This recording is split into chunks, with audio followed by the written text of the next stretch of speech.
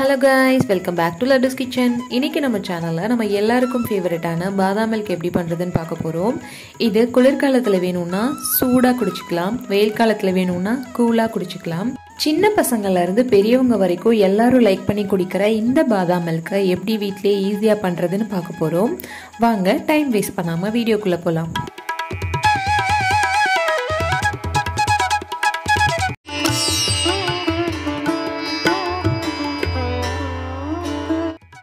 பாதாம் milk ready பண்றதுக்கு நான் இன்னைக்கு 1 கப் அளவுக்கு பாதாம் எடுத்திருக்கேன்.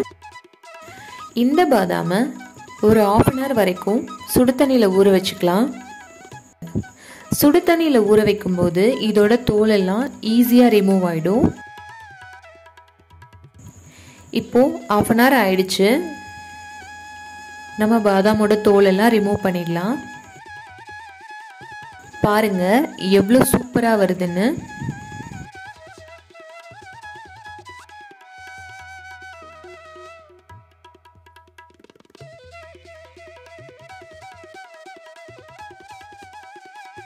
அவ்வளவுதாங்க, 5 நிமிஷத்துல நம்ம எல்லா பாதாமோட தோலையும் ஈஸியா ரிமூவ் பண்ணிட்டோம். இப்போ ஒரு மிக்ஸி ஜார் எடுத்துக்கலாம்.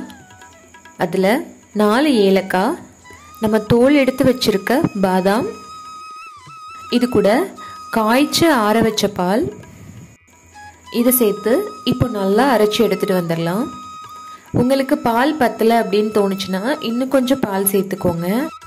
பால் தான் சேர்க்கணும்னு இல்லை, தண்ணி சேர்க்கணும்னாலும் சேர்த்துக்கலாம்.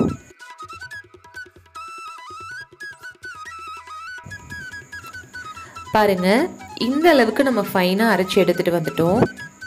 நம்ம பாதாம் பால் செய்யறதுக்கு ஆரம்பிக்கலாம். நான் இன்னைக்கு 1/2 லிட்டர் பால் எடுத்திருக்கேன். பால் நல்லா கொதி வர வரைக்கும் வெயிட் பண்றேன். பால் பாருங்க நல்லா கொதிச்சு வந்துருச்சு.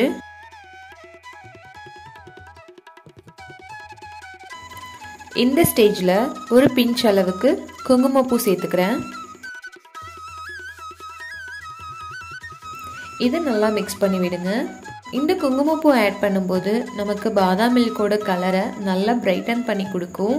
அதோட ஃப்ளேவர் கூட ரொம்ப நல்லா இருக்கும். இந்த ஸ்டேஜ்ல நம்ம ஆல்ரெடி அரைச்சு வச்சிருக்க பாதாம் சேர்த்துக்கலாம்.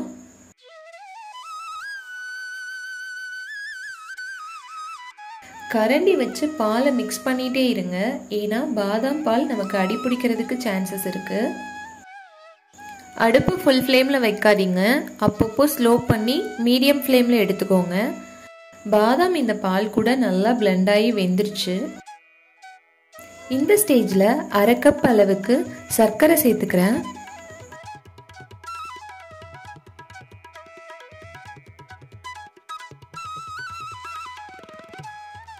சர்க்கரை நல்லா கரைஞ்சதுக்கு அப்புறம் 1/2 டேபிள் ஸ்பூன் அளவுக்கு சுக்கு பொடி இடிச்சு சேர்த்துக்கிறேன்.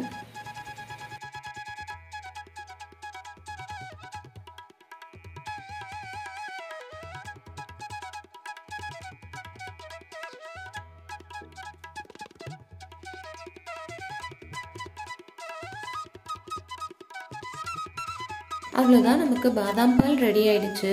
இப்போ நம்ம அடுப்பை ஆஃப் பண்ணிடலாம்.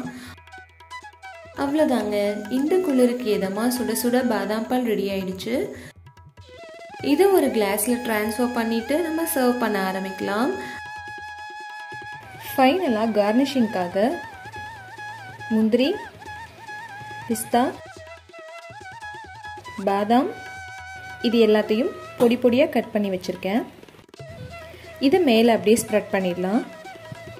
இந்த மாதிரி நட்ஸ் பொடி பண்ணி சேர்க்கும்போது நம்ம பால் குடிக்கும்போது அங்கங்கே கடிப்படுற இந்த நட்ஸ் எக்ஸ்ட்ரா கிரன்ச்சினஸ் கொடுக்கும்.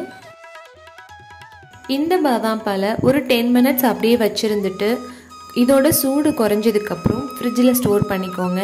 2 hours கழிச்சு அதை அப்படியே எடுத்து கூலாக சர்வ் பண்ணும்போது அதை இன்னும் என்ஜாய் பண்ணி சாப்பிடுவாங்க.